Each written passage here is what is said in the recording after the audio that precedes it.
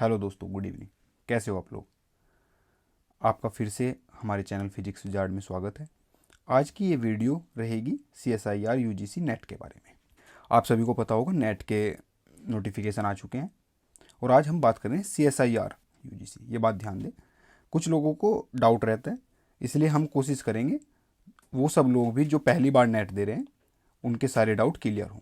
ये कब होता है, एलिजिबिलिटी क्या क्या है और ये डिफरेंट कैसे है, CSIR कैसे है। पहले इसको थोड़ा समझ लेते हैं। CSIR होता है council of scientific and industrial research. तो जैसे वर्ड से ही समझ में आ रहा है, साइंटिफिक और रिसर्च ऐसे वर्ड यूज़ हो रहे हैं। तो CSIR UGC नेट जो कंडक्ट कराता है वो साइंस वालों का कंडक्ट कराता है, जो साइंस ऑप्ट करते हैं, जो MSc में biology, chemistry, math, physics, geology, इन सब का जो कंडक्ट कराता है वो CSIR कराता है। बाकी जो आर्ट्स प्लस कॉमर्स वाले बच्चे हैं उनका जो नेट कंडक्ट होता है उसको UGC कराता है, ओनली UGC। उनको बोलते हैं UGC नेट और इसको बोलते हैं CSIR UGC नेट। ये स्पेशली होता है, इसका पर्पज़ क्या होता है? ये होता है JRF के लिए और लेक्चररशिप के लिए। लेक्चररशिप या असिस्टेंट प्रोफेसर बोलिए। ये ईयर में 2 बार होता है, ट्वाइस अ ईयर। कितनी बार होता है? 2 बार, ट्वाइस अ ईयर। एक को बोलते हैं जून साइकिल, क्या बोलते हैं? जून साइकिल। और एक को बोलते हैं दिसंबर। तो हमारे पास जो नोटिफिकेशन आए हैं वो दिसंबर 2023 यानी कि अपकमिंग एग्ज़ाम के नोटिफिकेशन है। ये NTA की ऑफिशियल वेबसाइट पे आया है। जो भी लोग अप्लाई करें तो ऑफिशियल वेबसाइट से ही करें, वो आज हम इस वीडियो में पूरी बात करेंगे। तो ये है, तो ये पूरी इन्फॉर्मेशन बुलेटिन है जो UGC ने जारी की है। तो इसको थोड़ा सा देख लेते हैं। इम्पोर्टेंट डेट, पहले डेट्स देख लेते हैं, फिर हम बाद में बात करेंगे नेट के एग्ज़ाम के बारे में। नेट के एग्ज़ाम के ऑनलाइन फॉर्म शुरू हुए थे 1 नवंबर से और ये 30 नवंबर तक लास्ट करेंगे। इनको आप अप्लाई कर सकते हो 5 बजे तक और फीस जमा कर सकते हो रात को 11:50 तक। जो भी अप्लाई करें बच्चे वो इस ऑफिशियल वेबसाइट से ही अप्लाई करें, कोई भी किसी और लिंक से अप्लाई ना करें। जो फीस है वो इस तरह है, जनरल कैटेगरी की 1100 रुपये है, EWS और OBC की 550। OBC वाले ध्यान रखिए ये NCL के लिए है। NCL मतलब नॉन क्रीमी लेयर। जो OBC में है उनको इसका पता होगा। इसके लिए में रिक्वायर्ड सर्टिफिकेट प्रॉपर बनवा लें टाइम से। SC ST और थर्ड जेंडर के लिए 275 और PWD के लिए कोई भी फीस यहाँ पर नहीं है। जो आपका करेक्शन होगा एग्ज़ाम में वो होगा 2 दिसंबर से 4 दिसंबर के बीच में। इन डेट को भी याद रखें क्योंकि अक्सर कर कुछ ना कुछ गलती हो जाती है फॉर्म में, तो इस डेट को याद रखें और कोशिश करें कि फॉर्म को जल्दी अप्लाई कर दें। डेट ऑफ एग्ज़ाम ये पहले ही डिक्लेयर हो चुकी थी, ये है 26, 27 और 28 दिसंबर। बट सेलेक्टिवली डेट कब आएंगी, किस एग्ज़ाम की कब क्या होगा, वो अभी अनाउंस होनी बाकी है। यानी कि डेट, शिफ्ट सेंटर, ये सब अभी अनाउंस नहीं होंगी, एडमिट कार्ड में आएंगे। ये इसकी ऑफिशियल वेबसाइट है CSIR नेट की और NTA की। रजिस्ट्रेशन का एक बार पूरा ऑनलाइन प्रोसेस हम थोड़ा सा हम समझ लेते हैं। पहले क्या होगा कि आपको इस लिंक पे जाके, ये जो लिंक दे रखा है इस पे जाके अप्लाई करना होगा। तो उसके सबसे पहले आपको रजिस्टर करना होगा ऑनलाइन अपने ईमेल आईडी और फ़ोन नंबर से। फिर आपका एप्लीकेशन फॉर्म खुलेगा, उसमें आप अपनी डिटेल्स भरोगे, अपनी बेसिक डिटेल्स जो कि आपकी मैट्रिकुलर सर्टिफिकेट में है। उसके बाद कुछ चीज़ें अपलोड करनी होंगी, वो देख लो, वो पहले से ही आप तैयार रखें जिससे जल्दी काम हो जाए। एक तो photograph, recent photograph 10 KB to 200 KB। उसके बाद इस फोटोग्राफ में कोई भी मास्क नहीं होना चाहिए और बैकग्राउंड वाइट होना चाहिए, ये बात का ध्यान रखेंगे। कैंडिडेट सिग्नेचर, उसके बाद सिग्नेचर, ये 4 to 30 KB में। तो यहाँ पर 2 चीज़ें होगी जो आपको चाहिए, एक तो फोटो, दूसरा सिग्नेचर। इसके बाद जो चीज़ें हैं वो डिपेंड करता है कि आपको चाहिए कि नहीं चाहिए। जैसे कि duly verified result awaited attestation form, इसके बारे में हम अभी बात करेंगे क्या होता है। ये 50 to 500 KB में चाहिए। उसके बाद फिर कैटेगरी सर्टिफिकेट, अगर कोई SC ST OBC EWS जो भी है उसका PDF में same size 50 KB to 300 KB। And third one फिर PWD के सर्टिफिकेट। तो जो भी आपके सर्टिफिकेट हैं इनको पहले से तैयार रखें जिससे कि फॉर्म भरने में आसानी हो। Then in third step you have to pay the fees. जो भी आपकी मर्जी हो, जिस तरह आप करना चाहें, net banking, debit card, credit card, UPI, what ever it will be. तो ये था आपका पूरा प्रोसीजर कि आपको कैसे अप्लाई करना है। इसके बाद हम थोड़ा सा जनरल डिस्कशन कर लेते हैं यूजीसी के बारे में, जो सीएसआईआर यूजीसी के बारे में। जो सीएसआईआर यूजीसी है इसको अप्लाई कौन कौन कर सकता है, इसमें एक थोड़ा सा डाउट बना रहता है बच्चों को हमेशा। पहला पॉइंट, एमएससी कंप्लीटेड। जिसकी एमएससी कंप्लीट है वो तो ऑफ कोर्स एलिजिबल है ही, एमएससी कंप्लीट है। सेकंड वन, जो एमएससी अपीयरिंग में है वो भी कर सकते हैं। अब इसमें जो डाउट बनता है कि कुछ लोग बोलते हैं कि जो फाइनल ईयर में है वो कर सकते हैं, जो सेकंड ईयर में है वो कर सकते हैं, बट एक्चुअली जो फर्स्ट ईयर में है वो भी कर सकते हैं, इसमें कोई भी डाउट नहीं है, दोनों कर सकते हैं। लेकिन जो इसमें अप्लाई करेगा इसके अंडर में, उसको चूज़ करना होगा result awaited category, RA, result awaited, जो अभी हमने बात की थी जिस डॉक्यूमेंट की, तो वो इस कैटेगरी में अप्लाई कर सकते हैं। इस कैटेगरी में अप्लाई करने के लिए आपको एक PDF फॉर्म इन्होंने नीचे दिया हुआ है, उसको डाउनलोड करके, उसको फिल करके और साइन करा के अपने यूनिवर्सिटी से या कॉलेज से, जहाँ पे भी आप पढ़ते हो, MSc कर रहे हो जहाँ से भी, वहाँ से साइन करा के उसको यहाँ पे अपलोड करना है। ठीक है, ये जो है duly verified result awaited attestation form 50 to 500 KB, ये आपको लगाना है। थर्ड वन इज जो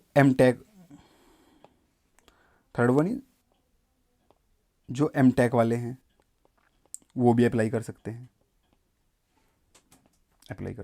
बात ये है कि जिन्होंने भी 10+2+3 ये कंप्लीट कर लिया है, वो अप्लाई कर सकते हैं। पॉइंट इज दैट कि जिसने भी 10+2+3 ये क्लियर कर लिया है और आगे एडमिशन ले लिया है MSc वगैरह में, सपोज MSc में किसी ने एडमिशन ले लिया, फर्स्ट ईयर में है और उन्होंने अप्लाई कर दिया है, तो होगा क्या कि अगर उनका नेट क्लियर हो जाता है, तो उनको 2 साल मिलते हैं, 2 ईयर्स। अगर विद इन 2 ईयर्स वो PhD में कहीं पे एडमिशन ले लेते हैं तो उनको उसका फ़ायदा मिलेगा, बट याद रखें विद इन 2 ईयर्स। बाकी हम नोटिफिकेशन में देखते हैं ये हमको क्या बताता है आगे।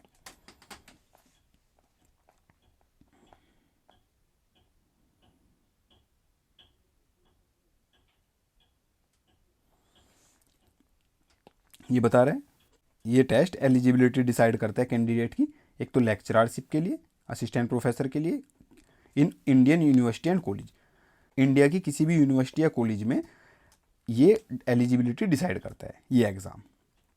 इस एग्ज़ाम में आप 2 चीज़ों के लिए अप्लाई कर सकते हैं एक साथ, एक तो JRF के लिए, एक लेक्चररशिप के लिए। जब अगर किसी ने सिर्फ लेक्चररशिप के लिए ऑप्ट किया है तो उनको JRF नहीं मिलेगा, even if the marks are above JRF cut off. अगर मार्क्स JRF कट ऑफ से भी ऊपर हुए तब भी JRF नहीं मिलेगा। इसलिए सजेशन ये रहेगा कि आप दोनों के लिए ऑप्ट करें। फॉर्म भरते हुए इस बात का अच्छे से ध्यान रखें। About junior research fellowship stipend, पैसों की थोड़ी बात कर लेते हैं, कितने मिलते हैं, शायद उससे थोड़ा मोटिवेशन आ जाए। Stipend JRF selected through CSIR net will be 37,000 per month for first 2 years. Actually होता क्या है, फर्स्ट 2 ईयर में ये हमको JRF मिलता है, अगर हम कंटिन्यू कर रहे हैं तो फर्स्ट 2 ईयर के बाद ये कन्वर्ट हो जाता है SRF में, सीनियर रिसर्च फेलोशिप में, और यहाँ पे आपका अमाउंट इंक्रीज हो जाता है। तो अभी बस हम JRF की बात करेंगे। JRF में ये अमाउंट है 37,000, एंड इन केस अगर कहीं पे आपको हॉस्टल नहीं मिलता है तो 37,000 के साथ साथ प्लस HRA भी आपको मिलता है, हाउस रेंट अलाउंस। इससे अलग एडिशन में एनुअल कंटिजेंसी ग्रांट मिलता है आपको 20,000 का, एनुअल यानी कि ईयर में, इस बात को ध्यान रखें।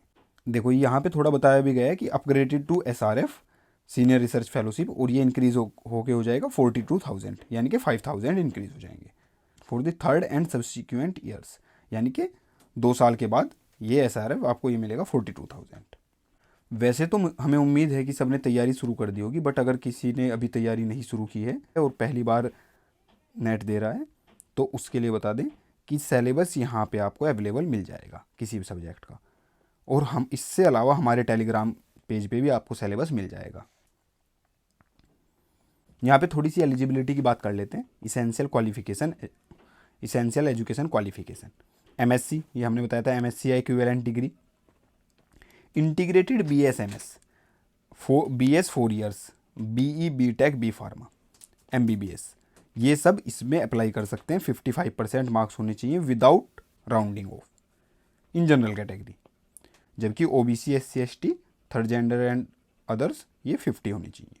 अब पॉइंट इज़ दैट कि BTech के लिए एलिजिबल है और BTech में एलिजिबल है और BSc में नहीं है, ये थोड़ा डाउट बन जाता है बच्चों को। एक्चुअली ये जो है ये 4 ईयर है ना, 4 ईयर, जो BS 4 ईयर की करते हैं, किसी किसी यूनिवर्सिटी में BSc 4 ईयर्स की होती है, तो ये उनके लिए भी एलिजिबल है। जो भी 10+2+3 से अबो जाएगी एजुकेशन, वो सब एलिजिबल हैं। ठीक है बच्चों, तो यहाँ से देख लें, क्योंकि जो BE BTech B फार्मा ये सब 3 साल से ज़्यादा की होती हैं। कैंडिडेट इनरोल्ड फॉर MSc और हैविंग कंप्लीटेड 10+2+3 ईयर्स, ये देखो बता दिया है ना, above qualification age on date of submission of application form, जिस दिन आप एप्लीकेशन फॉर्म सबमिट करोगे तो आप एलिजिबल होने चाहिए। और अगर आपका रिजल्ट नहीं आया है तो आप रिजल्ट अवेटेड कैटेगरी में अप्लाई करोगे। जब आप फॉर्म भरोगे तो वहाँ पे आ जाएगा पास या रिजल्ट अवेटेड कैटेगरी। ये सब पहले ही बता चुके हैं हम कि with in 2 years from the date of declaration. हाँ, ये बात ध्यान रखिए, ये जो 2 ईयर्स हैं ये कब से होंगे? Date of declaration of CSIR UGC net result, जब इसका रिजल्ट आएगा तब से 2 साल तक, रिजल्ट की डेट से 2 साल तक आप इसका फ़ायदा उठा सकते हैं। BSc ऑनर्स, यहाँ पे देखिए, BSc ऑनर्स और equivalent degree holder enrolled in integrated MSc PhD programme. होता क्या है कि कुछ प्रोग्राम होते हैं MSc इंटीग्रेटेड PhD, तो जो लोग इसमें हैं ऑलरेडी वो भी इसके लिए अप्लाई कर सकते हैं। फिर से क्राइटेरिया वही है, 55% marks, 54 OBC SC ST others, ये देख लीजिएगा। जो लोग BE BS BTech B pharma MBBS, ये जो बैचलर डिग्रीज में हैं फाइनल ईयर में या रिजल्ट अवेटेड कैंडिडेट्स हैं, वो एलिजिबल हैं अप्लाई करने के फेलोशिप ओनली। वो फेलोशिप के लिए ओनली अप्लाई कर सकते हैं, LS के लिए नहीं, लेक्चररशिप के लिए नहीं। BSc ऑनर्स फाइनल ईयर, जो BSc ऑनर्स फाइनल ईयर में हैं या रिजल्ट अवेटेड हैं इसके, वो एलिजिबल नहीं हैं। रिजल्ट अवेटेड का यहाँ पे मतलब है BSc के लिए बोल रहे हैं। अब ये मत बोल देना कि MSc में जो रिजल्ट अवेटेड है वो अवेलेबल नहीं है, वो है BSc में जो रिजल्ट अवेटेड है। अपर एज लिमिट, इसको एक बार देख लेते हैं। JRF के लिए अपर एज लिमिट है 28 ईयर्स, ये बात ध्यान रखिए, और वो कब होनी चाहिए? 1 जुलाई 2023 तक। 5 ईयर का रिलैक्सेशन मिलेगा SC ST थर्ड जेंडर को, और फीमेल को भी मिलेगा। ये बात यहाँ पे नोट कीजिए, फीमेल को भी 5 ईयर का रिलैक्सेशन मिलेगा। 3 ईयर का रिलैक्सेशन है OBC NCL non creamy layer aspirant के लिए, 3 ईयर का रिलैक्सेशन है।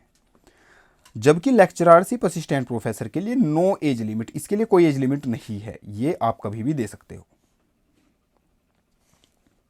और देख लेते हैं क्या क्या बताया गया। ये एग्जाम पैटर्न की बात हो रही है, तो पहले हम देख लेते हैं ये एग्जाम होता किस किस सब्जेक्ट के लिए है। केमिकल साइंस के लिए होता है, 701 कोड है। Earth atmosphere ocean and planetary science के लिए होता है 702 कोड। लाइफ साइंस के लिए, मैथमेटिकल साइंस के लिए एंड फिजिकल साइंस के लिए। फिजिकल साइंस यानी कि फिजिक्स, हमारा ज़्यादा ध्यान इस सब्जेक्ट पे ही रहेगा। फिर भी एक थोड़ी सी कॉमन बातें कर लेते हैं सबके बारे में। इन सभी पेपर में 3 सेक्शन आते हैं, part A, part B, part C. Part A सभी एग्जाम का कॉमन है। पार्ट ए में 20 क्वेश्चन आएंगे और 15 आपको अटैम्प्ट करने हैं। सभी क्वेश्चन 2-2 मार्क्स के हैं और 25% यानी कि 1/4 इस पर निगेटिव मार्किंग है। ठीक है, यानी कि ये 30 मार्क्स का पार्ट ए क्या हुआ? पार्ट ए 30 मार्क्स, ये फिक्स है, ये सब में आएगा। ये देख लीजिए। अब पार्ट बी और सी जो है वो सबका वेरी है, 40, 60, 50, 80, 50, 75। तो हम फिजिकल साइंस का थोड़ा डिस्कस कर लेते हैं।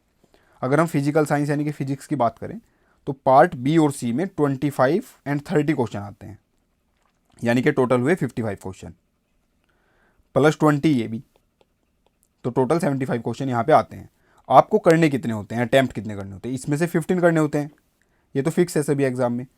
यहाँ पे इसमें 20 करने होते हैं और इसमें भी 20, यानी कि आउट ऑफ 55 आपको 40 क्वेश्चन अटैम्प्ट करने हैं, और आउट ऑफ 75 बोलें तो 55 क्वेश्चन अटैम्प्ट करने हैं।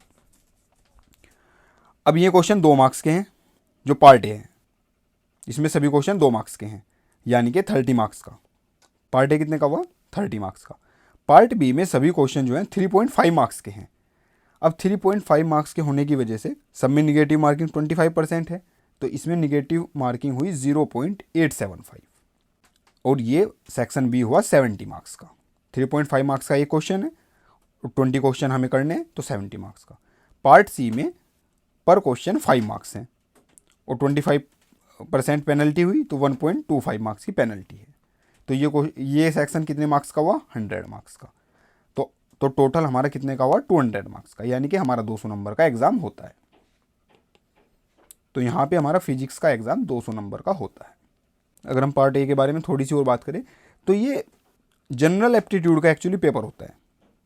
यह आपने हर सब्जेक्ट में हर जगह बहुत बार दिया होगा। इसमें वही logical reasoning, graphical analysis, analytics, numerical ability, ये सब इसमें आता है। ये सभी एग्ज़ाम के लिए कॉमन है। पार्ट बी और सी आपके सब्जेक्ट से आएंगे। अगर इसको सिंपल भाषा में बात करें तो पार्ट बी कंटेन करेगा नॉर्मल क्वेश्चन, ये थोड़ा सा हायर ऑर्डर कंटेन करेगा, यानी कि इसको बोल सकते हैं advance version of same syllabus. ठीक है बच्चों। मीडियम हिंदी और इंग्लिश दोनों में होगा, आप किसी में भी ऑप्ट कर सकते हैं। सब्जेक्ट के कोड याद रखें, फॉर्म फिल करते हुए इनको अच्छे से याद रखें। यहाँ पे हमारा फिजिकल साइंस का सब्जेक्ट कोड है 705, इसको सभी बच्चे याद रखेंगे। इसके बाद की जो जानकारी है ये दरअसल अभी हमारे काम की नहीं है, ये एडमिट कार्ड के आने के बाद की हैं कि हमको क्या क्या लेके जाना है, क्या करना है, तो इनको हम बाद में देख लेंगे। अभी के लिए अगर थोड़ा सा इसको शॉर्ट में डिस्कस करें तो ये है कि एक तो आपको फॉर्म भरते हुए एक अपना फ़ोटो प्लस सिग्नेचर चाहिए। जो बच्चे RA में यानी कि रिजल्ट अवेटेड कैटेगरी में अप्लाई करेंगे उनको एक फॉर्म चाहिए, कॉलेज से form sign by college authority.